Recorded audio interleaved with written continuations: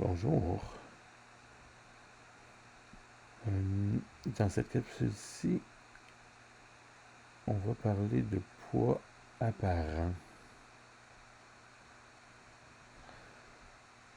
La perception de notre pesanteur.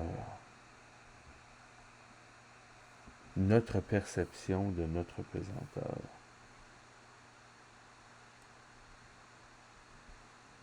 C'est donc une affaire de cerveau, une affaire de comment on perçoit notre poids. Comment on perçoit notre poids, vraiment, bon, on a un corps et on a un cerveau. J'irai pas plus loin. Non, en réalité, dans la vie de tous les jours, disons qu'on est debout ou qu'on est assis, il y a très peu de forces qui agissent sur nous. Hein. Il y a la force de gravité et là où nos pieds touchent le sol, il y a deux normales. Une normale sur chaque jambe. Puis pour simplifier, la normale 1 puis la normale 2, on va juste appeler ça N. Leur somme vaut N, c'est notre normale. Puis en général, N1 puis N2 valent la moitié de N. On a chacun de nos pieds qui retiennent la moitié de notre poids. Hein? Donc si on simplifie, mettons qu'on appelle ça normalement juste la normale et la force de gravité. Puis là, en appliquant notre méthode de résolution avec le diagramme de force, les équations en Y, somme de force en Y égale MA,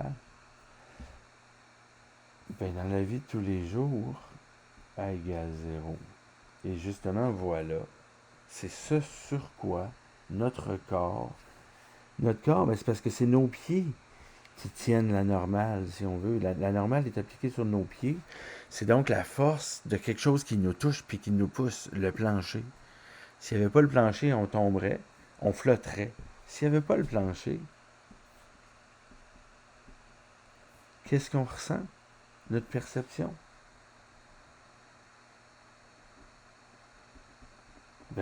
On ressent qu'on flotte. Avez-vous déjà sauté en parachute? Moi, non. Mais apparemment, qu'on ressent euh, qu'on ressent rien, on ressent comme si on flotte. Oui, il y a le vent et l'air qui nous frappent, mais si on néglige la résistance de l'air, on se sent flotter. Hmm?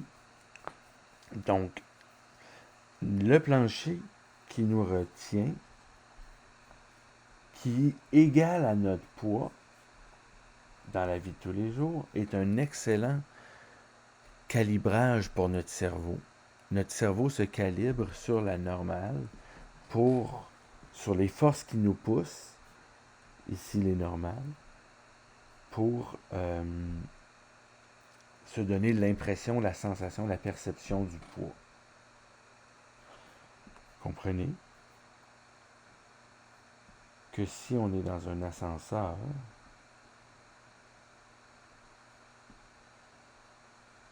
par contre, dans l'ascenseur, la force de gravité, elle change pas. Le vrai poids, il change pas. Il vaut M fois G pour vrai. La traction gravitationnelle terrestre, elle n'est pas modifiée parce que je suis dans l'ascenseur.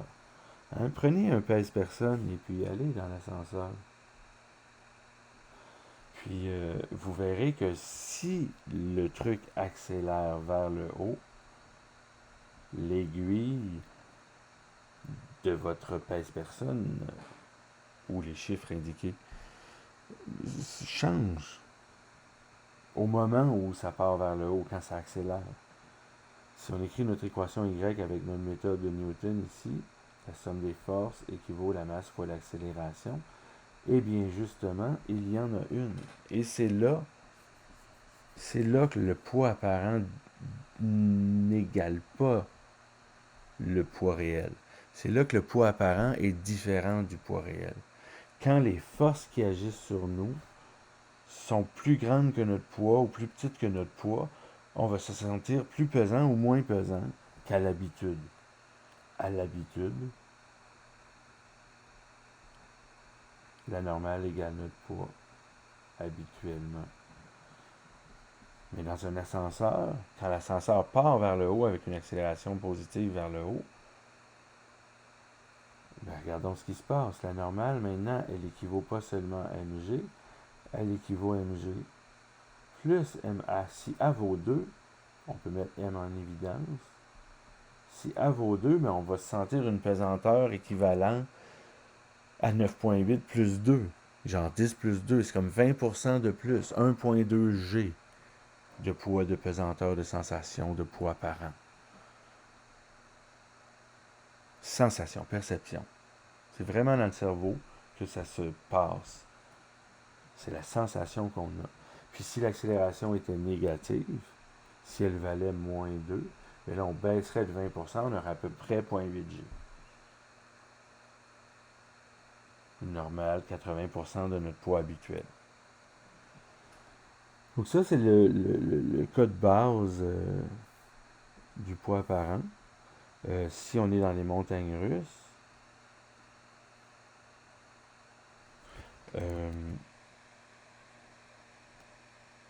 dans les manèges,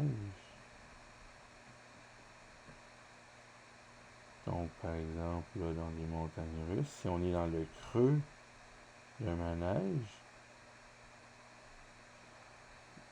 ben là on est dans le bas d'un cercle au fond, on est en bas d'un cercle. Puis on est dans un mouvement circulaire, il y a donc une accélération centripète, elle est vers le haut. Donc là, on calculerait la normale, puis on irait chercher notre poids par an. On se sent plus pesant dans le bas parce qu'il y a une accélération vers le haut. Comme dans l'ascenseur, quand il y a une accélération vers le haut, on a un poids par an, une normale plus grande. Dans les mouvements circulaires aussi,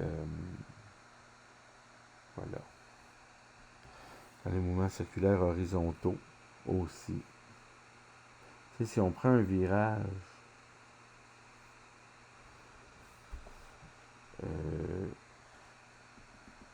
ou même dans le cas d'une accélération, je suis assis sur le banc. Donc le dossier ici est contre mon dos. Ma tête est bien appuyée. Et puis là, il y a des jambes. Bon. Quand on accélère vers l'avant, qu'est-ce qui nous pousse vers l'avant? Il y a normalement la force de gravité et la normale. Ici, je veux illustrer des situations où il y a comme deux causes, deux facteurs de modification ou de deux facteurs qui participent au poids par an. Deux causes de poids par an. C'est mal dit, là, mais on est entre nous, hein? Qu'est-ce qui nous pousse vers l'avant quand la voiture accélère? Moi, je suis assis dans le banc, dans le siège. Qu'est-ce qui me pousse vers l'avant? Qui fait que moi, j'accélère.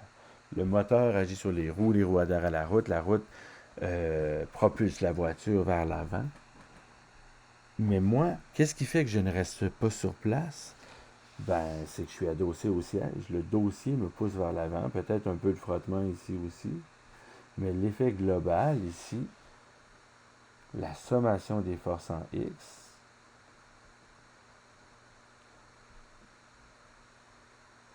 me pousse vers l'avant et avec cette accélération-là, je vais l'appeler une normale 2, moi, celle-ci. La normale 1, c'est la bonne vieille normale. Si on analyse en Y, somme de force égale masse fois accélération. Normale moins mg égale 0 en Y. Normale égale mg, la bonne vieille normale. Et en X, l'autre normale, elle équivaut m fois A. Donc disons avec une masse de 100 kg, on aurait 980 ici. Et puis avec une accélération de, disons, 3 mètres par seconde carré, on aurait 300 ici. Et bien là, on a une normale qui nous pousse vers l'avant. On a une normale qui nous pousse vers le haut. La somme résultante des normales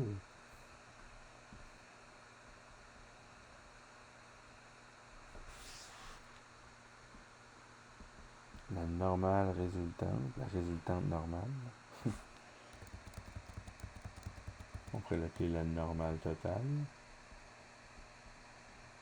puis là comme vous voulez. Hein? Quand la normale est vers le haut, notre cerveau pense notre pesanteur opposé.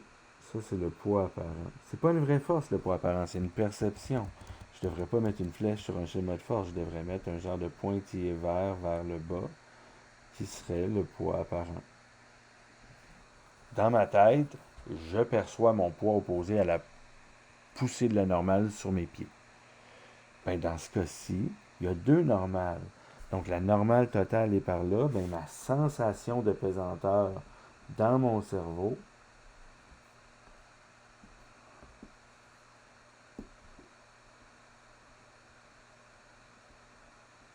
tout ça se passe dans mon cerveau. Je ressens ma pesanteur, non plus verticale vers le bas, mais à un certain angle.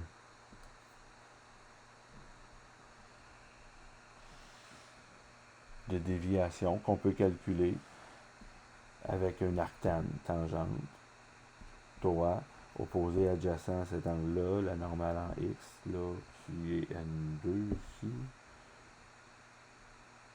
c'est en X, opposé adjacent. Vous pouvez faire ça, là, fiez-vous pas à moi, moi je risque de faire une erreur ici.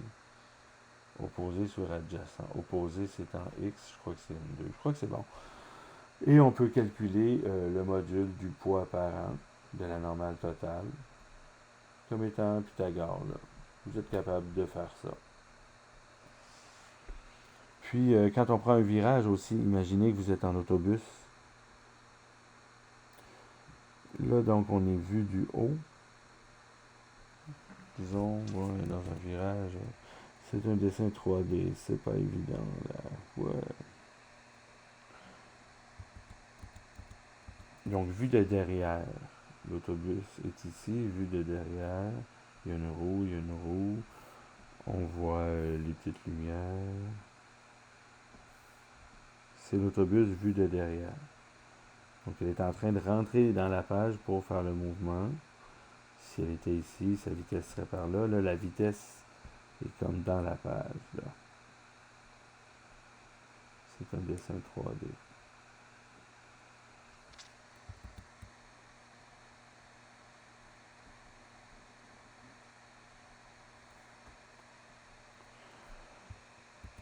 Oh, malheur, c'est un dessin 3D.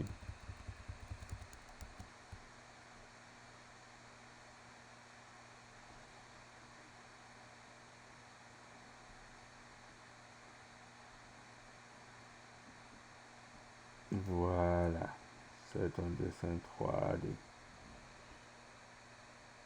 Donc, bref, de l'autobus, quand l'autobus prend un virage, hein, si vous êtes assis dans l'autobus puis qu'il accélère vers l'avant, vous ressentez la poussée vers l'avant comme un genre d'écrasement dans le siège. Ce qu'on ressent, c'est l'inertie qui fait qu'on voudrait rester au repos, mais le dossier nous pousse vers l'avant, donc on se sent comme rester vers l'arrière.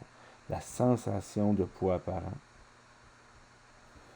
La sensation de poids apparent, ici N1, la sensation de poids apparent associée à la normale N1, elle est vers le bas. Donc on se retrouve ici en diagonale. Ben, il y a le même effet quand on prend un virage. Ici, l'accélération est vers le centre du cercle. Et donc, ça prend une force qui nous retient, sinon on tombe. N'est-ce pas? On va tomber par là si on ne se retient pas, si on est debout dans l'autobus.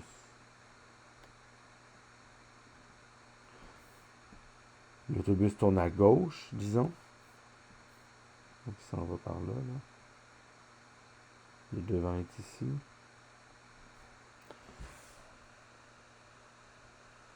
Pas mal. Donc, si l'autobus tourne à gauche, on va tomber à droite si on ne se retient pas avec une force vers la droite. Ça peut être qu'on s'appuie contre le mur, ça pourrait être une normale si on s'appuie contre le mur, tiens. Tu sais, dans le métro, on est appuyé contre les portes, là, genre, ou dans l'autobus.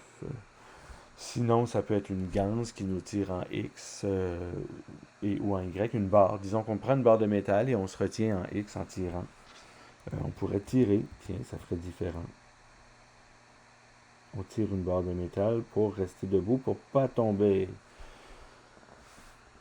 Et puis là, il y a la normale.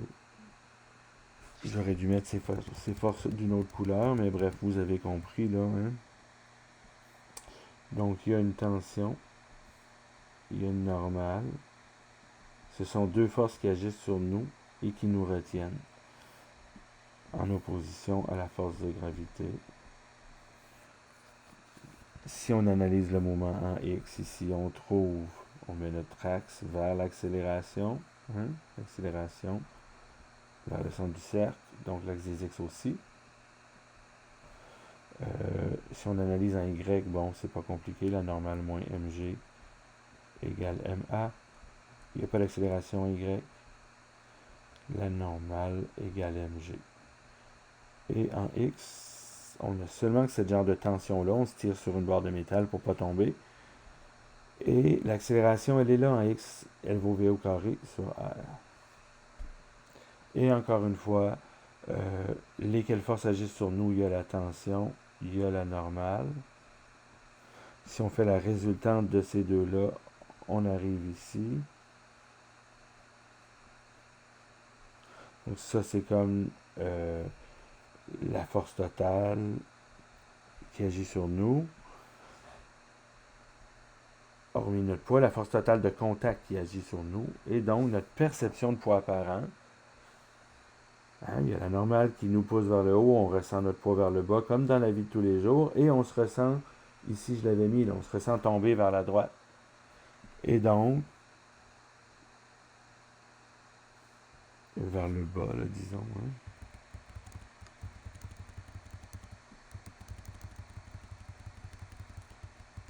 Cette première flèche-là, j'ai la deuxième flèche, c'est-à-dire, mais celle qui était allée vers le bas. Donc, la sensation vers la droite et vers le bas de pesanteur va donc nous donner un vecteur ici.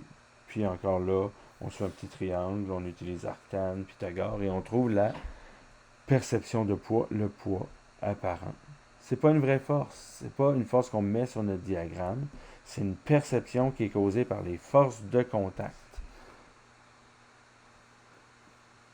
Causée par les forces de contact.